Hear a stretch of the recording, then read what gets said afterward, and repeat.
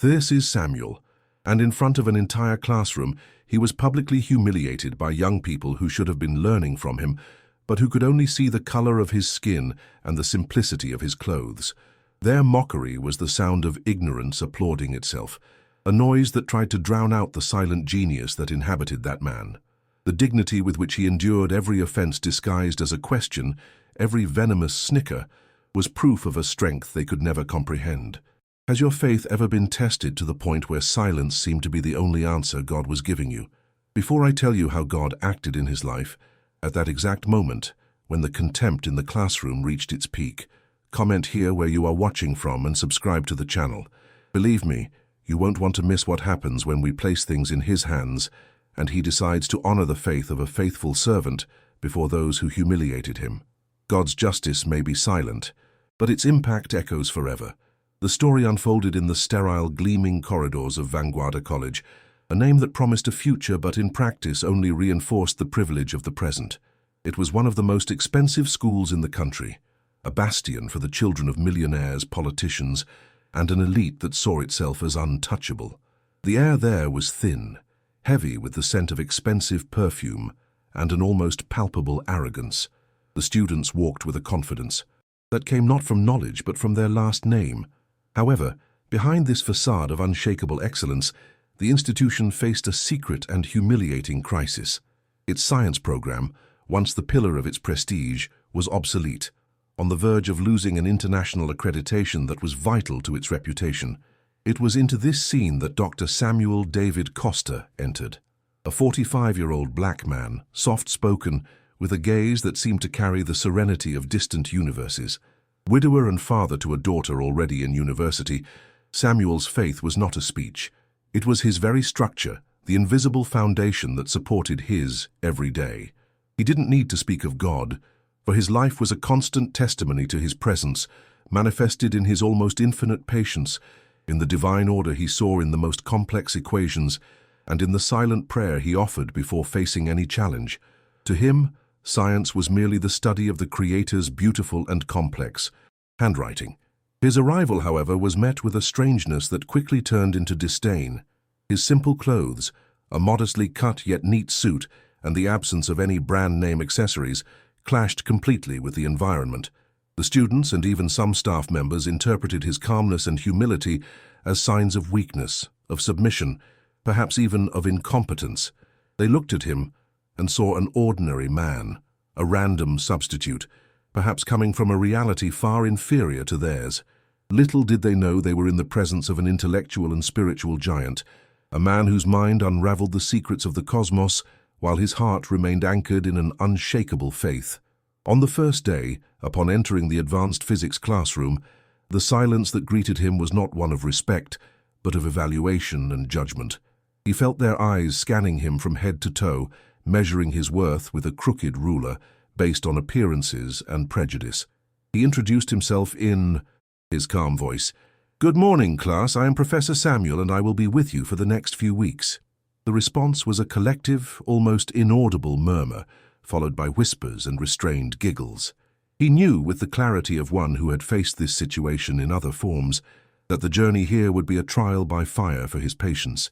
The leader of this veiled hostility was Lucas, a 17-year-old, the son of an influential businessman who wore arrogance like a shield. He was cynical, quick with mockery, and accustomed to testing the limits of every teacher who did not fit his mold of authority. He was the one who cast the first stone, raising his hand with a false air of innocence. "Professor," he said, his voice laden with irony, "with all due respect, but don't teachers with your profile usually teach in public schools? It must be a big change to come to Vanguardia." The question was a low blow, racist and classist, disguised as curiosity. Samuel's heart felt the sting of the offense. It was a familiar blow, the old insinuation that he did not belong in that place of excellence. For a moment, the human part of him wanted to respond in kind, to use his vast knowledge to shrink that young man into intellectual insignificance. But then the voice of his faith, cultivated through years of prayer and reading the Word, spoke louder in his mind. He remembered Proverbs 26:4, "Do not answer a fool according to his folly, or you yourself will be just like him." He took a deep breath, an almost imperceptible pause, and looked at Lucas with a serenity that disarmed him. Every opportunity to teach is a blessing, Lucas, no matter where it is. Samuel's calm response, instead of appeasing, seemed to further inflame the class's spirit of mockery. The giggles became more open. Phones were discreetly taken out, the small red recording lights winking on here and there. They didn't want to learn physics. They wanted a spectacle. They wanted to record the humiliation of this man who dared to be different, who dared to be simple in a world that idolized ostentation. Samuel felt like Daniel in the lion's den, surrounded by beasts that did not roar, but mocked, waiting for the right moment for the final attack. Unbeknownst to the students, the entire scene was being watched in real time by Principal Alencar on a monitor in his luxurious office. He was a businessman, more concerned with the college's image and profits than with pedagogy. It was he who, in a pure act of desperation to save the school's accreditation, had contacted Dr. Costa. He knew Samuel's true identity. Now he watched the scene with a knot in his stomach, a mixture of nervousness and expectation. He was torn between intervening to protect Samuel from that youthful cruelty, or trusting in the silent strength of the man he himself had called, hoping he would assert himself in his own way, in God's time. The class proceeded, but not as a class should. It turned into a subtle and perverse interrogation. A student would raise a hand to ask about string theory, not out of interest, but in the hope that Samuel would stumble on a concept. Another would ask about wormholes with terminology she herself barely understood, hastily read from some website. Each question was a trap, a public test of his competence, and Samuel, with his disarming calm, perceived the intention behind every word. He saw no thirst for knowledge in those eyes, only the glint of scorn and youthful malice, orchestrated for their entertainment. Within him a battle was being waged. The ego, the human part wounded by injustice, screamed for him to respond. It whispered how easy it would be to use his intellect to dismantle each of them, to expose the superficiality of their questions and the vastness of their ignorance. He could cite studies they had never heard of, solve equations they didn't even know existed. It would be the world's way. Crush the opposition, prove your superiority, but the stronger voice, the voice of his faith, called for another path. It called for grace, for patience. It asked him to remember that his validation did not come from the approval of these young people, but from God. The atmosphere in the room was heavy, almost unbreathable. It was a silent conspiracy. Lucas conducted the orchestra of humiliation with mere glances, a nod to a classmate, a smirk to another. The other students, some out of genuine malice, others out of fear of being left out of the dominant group, acted as his pawns. They exchanged messages, shared derogatory memes about the substitute in private groups, all while Samuel patiently tried to draw a diagram about Newton's laws on the whiteboard. He felt the weight of dozens of eyes on his back, not attentive to the lesson but waiting for a slip-up. Then Samuel made a decision. He would not play their game. He would not respond to the provocations with displays of genius. Instead, he would do what he came to do, teach. With a serenity that violently contrasted with the hostile environment, he erased the complex diagram that no one was paying attention to and wrote a simple question on the board. What is gravity? A perplexed silence fell over the room. That was an elementary school question. He looked at the class not with defiance but with a genuine invitation. He decided to start from the foundation, from the basics, treating them not as the geniuses they pretended to be, but as students who needed to learn. The reaction was immediate and predictable. Perplexity gave way to indignation. "Is he kidding us?" whispered a student in the front row. Lucas laughed openly, a sound of pure mockery. "Professor, with all due respect, we passed this about 5 years ago," he said, loud enough for everyone to hear. "We thought you were going to prepare us for the International Physics Olympiads, not for elementary school recess." The laughter was now open, a chorus of disrespect. Samuel's strategy of responding to arrogance with pedagogical humility was interpreted as an insult to their intelligence, the final affront. In that instant, the memory of his late wife, Sarah, came to Samuel's mind with painful clarity. She, also a teacher, always told him, "Darling, patience is love in action. Sometimes people don't need you to prove you're right. They need to feel that you care enough not to give up on them." He remembered the nights she prepared lessons for difficult, classes in schools in the periphery, with far fewer resources and many more real problems. She never gave up. That memory was like a balm, a divine reinforcement. He was not there for himself. He was there to fulfill a purpose, and Sarah's memory reminded him of what true strength was. In the principal's office, Alencar ran a hand over his face, sweat beading on his forehead. The situation was getting out of control. Samuel's calmness was, in his pragmatic manager's eyes, a dangerous passivity. He's going to let these kids destroy him, he thought, agonized.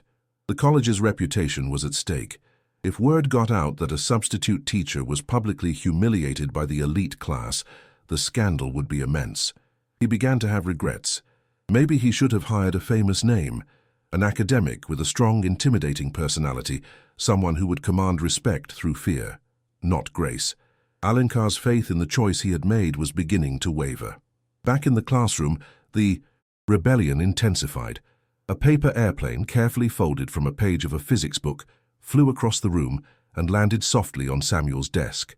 No one claimed responsibility, but the complicit smiles betrayed everyone. Soon after, a cell phone accidentally started playing loud funk music, generating another wave of laughter. These were small, childish acts, but calculated to break Samuel's composure, to force him into an explosive reaction they could film and make viral. Samuel simply picked up the paper airplane, folded it neatly and put it in his pocket, continuing his explanation as if nothing had happened. Lucas realized that the small provocations weren't working. The man's control was infuriating, almost inhuman. It was time for the coup de grace. He spent the last few minutes searching on his phone, looking for an astrophysics question so obscure and complex that not even an average expert could answer it off the cuff.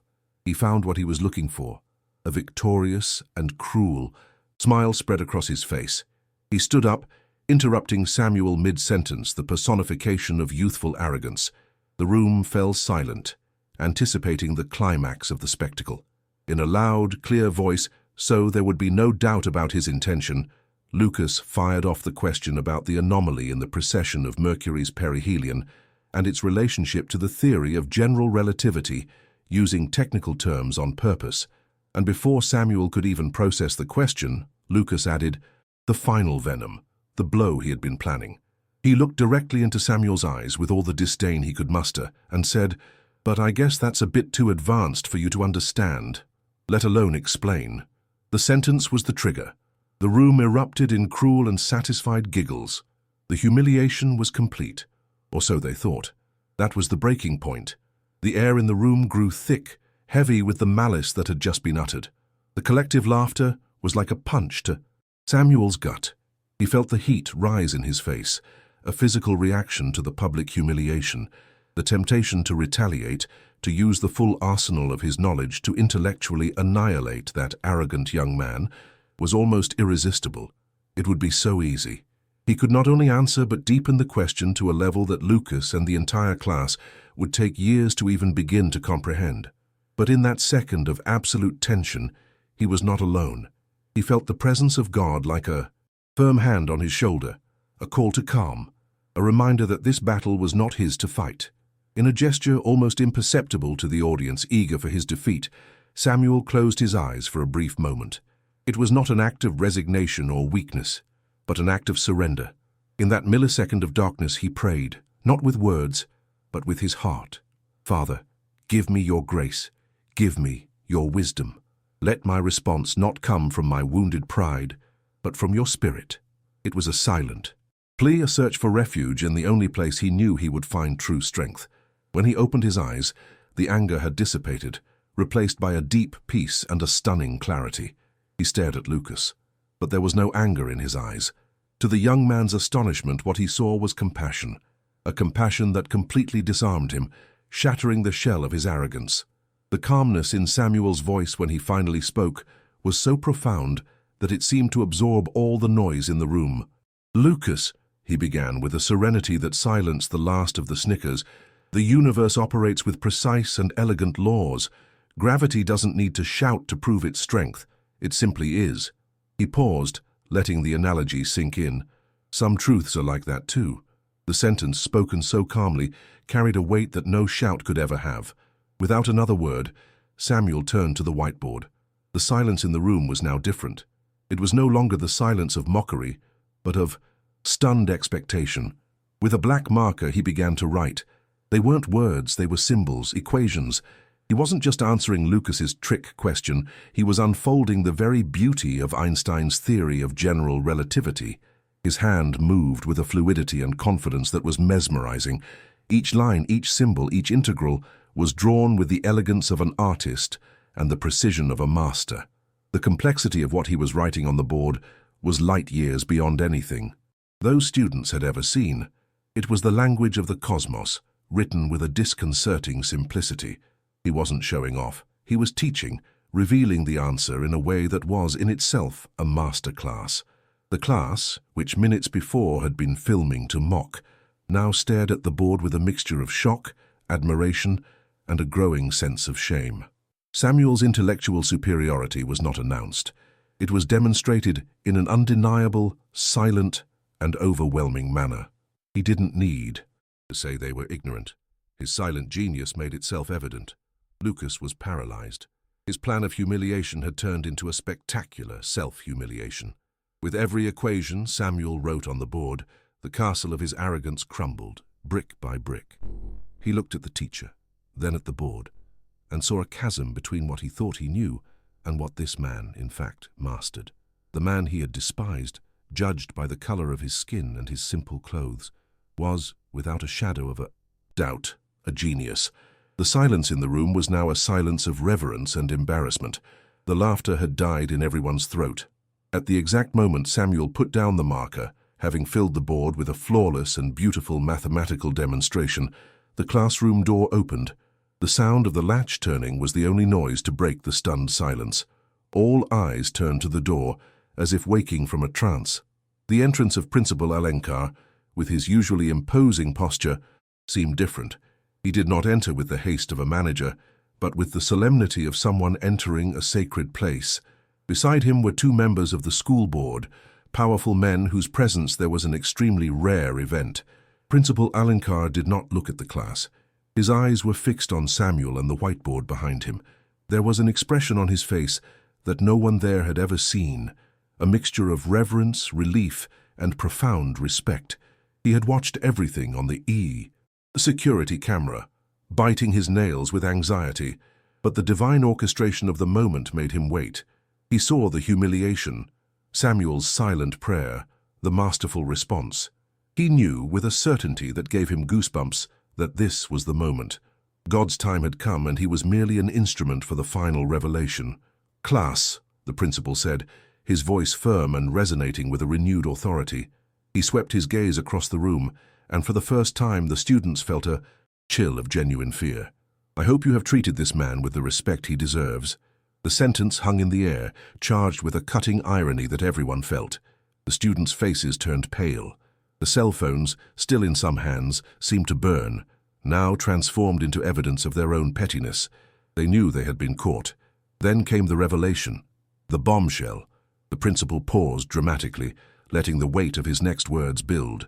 He looked at Samuel with admiration and then turned to the shocked students. "Because this is not a substitute teacher, this is Dr. Samuel David Costa." He said the name slowly, with emphasis, as if each syllable had the weight of gold. The name echoed in the silent room.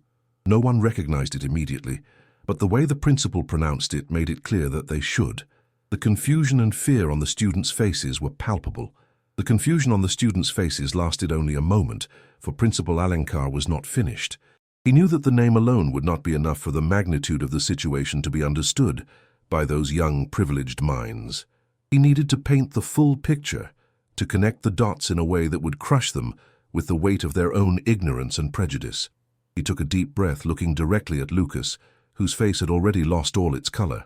"For those of you who live only in the small world of this college," the principal continued, his voice sharp, "Dr. Samuel David Costa is the astrophysicist who led the navigation team for the Mars rover for NASA." The sentence hit the room like a nuclear explosion. NASA. Mars. The words resonated in the stunned silence, completely redefining the reality of that moment. The man they had called a public school teacher, the man whose ability they had questioned with mediocre questions, was one of the most brilliant minds on the planet, a man who conversed with the stars, who guided robots on another world. The dissonance between the image they had built and the truth that was presented to them was so violent that it left everyone breathless. The cell phones, once weapons of mockery, now seemed like profane objects in their owners' hands. The principal continued, his voice now laden with an emotion that mixed anger and disappointment. He is not here for money. He is not here for prestige, as he already has more than this entire school could dream of having. He is here because I, on behalf of Vanguardia College, begged him to come. He is the only person in the world with the ability and generosity to accept our humble request to come here, and perhaps, the principal paused, looking at Samuel with an apologetic gaze, if he still wants to, after what I witnessed today, save your academic future and the reputation of this school. The shame that washed over the class was a physical, almost suffocating feeling. Lucas's face, once pale with shock, was now red with a deep, crushing humiliation. He looked at Dr. Samuel, the man he had tried to destroy, and saw not a substitute teacher but a living legend, a genius who was there before them, out of an act of pure grace and humility, and they had received him with contempt and cruelty. They had not mocked just any man, they had insulted the very excellence they pretended to admire. The weight of that revelation was unbearable. The dynamic in the classroom, and indeed in the entire college, changed instantly and forever. The silence that followed the principal's speech was not broken by anyone. It was a silence of penance. Samuel, for his part, remained calm, his serene expression unchanged. He showed no triumph, no satisfaction at the humiliation of his tormentors. He just watched, with that same compassion that had disarmed Lucas. He knew that this moment was not about his personal vindication. It was a divine lesson, perfectly orchestrated to break proud hearts and open closed minds. His faith had been tested, and God's answer was not a whisper, it was a thunderclap. In the days that followed, the news spread like wildfire. The story of the humiliated NASA genius and the dramatic revelation became a legend in the halls of Vanguardia. Dr. Samuel accepted the request to restructure the science program, but he did more than that. He became the moral compass of the institution. His silent presence and unquestionable authority, which came not from imposition but from earned respect, began to transform the toxic culture of the college. He didn't need to raise his voice. His reputation and, more importantly, his character spoke for him. The students of the advanced physics class were the most impacted. Led by a deeply regretful and transformed Lucas, they began to treat Dr. Samuel with a respect that bordered on devotion. They arrived earlier, stayed later, no longer to test him, but to absorb every drop of his knowledge.